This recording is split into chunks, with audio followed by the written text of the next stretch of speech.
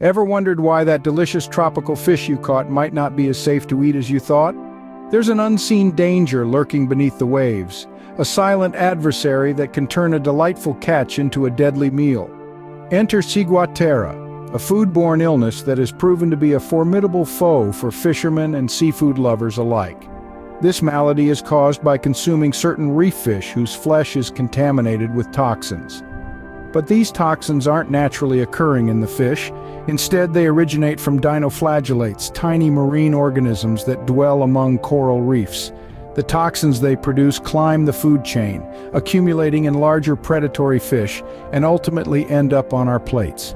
Ciguatera isn't a localized issue, it's a global concern, prevalent in tropical and subtropical regions. From the azure waters of the Caribbean to the crystal-clear seas of the South Pacific, this invisible threat looms large. So how does one contract Ciguatera? Let's dive a little deeper. You might be surprised to learn that Ciguatera isn't caused by the fish itself.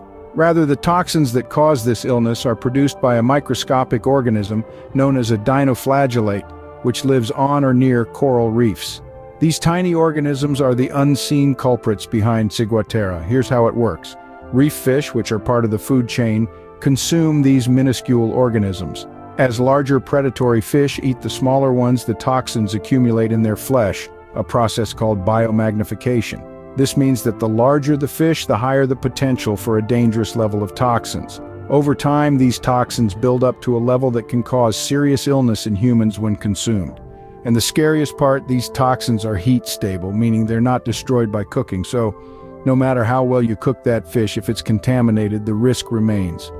If you're a fisherman, knowing which fish to avoid can save you from a nasty bout of Ciguatera.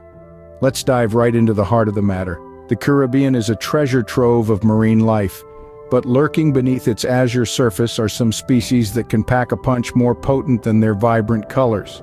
The barracuda, for instance, is often a carrier of the Ciguatera toxin.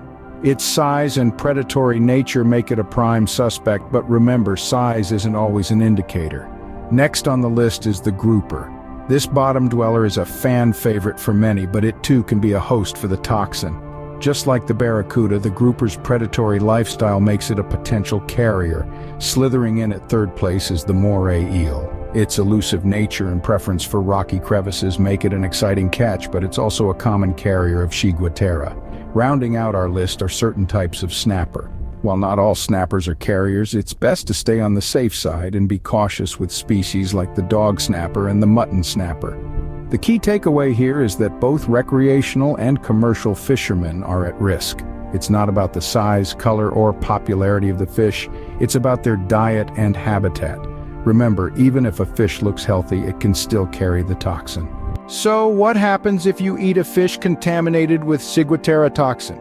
Well, let's dive into the unforgiving symptoms. Imagine feeling a wave of nausea, followed by the unpleasant sensation of vomiting. Your stomach churns and twists with abdominal pain, and soon enough diarrhea kicks in, but it doesn't stop there. Your muscles start to ache and you feel numbness creeping in, followed by an unsettling, tingling sensation. Your world begins to spin, dizziness takes charge, and you might even experience vertigo. It's like being on a never-ending roller coaster ride, only this one isn't fun. And the worst part, these symptoms can linger on for weeks, turning your daily life into an uphill battle. In some unfortunate cases, they can even last for years, casting a long, dark shadow over your health. In the end, the best defense against Ciguatera is knowledge and caution.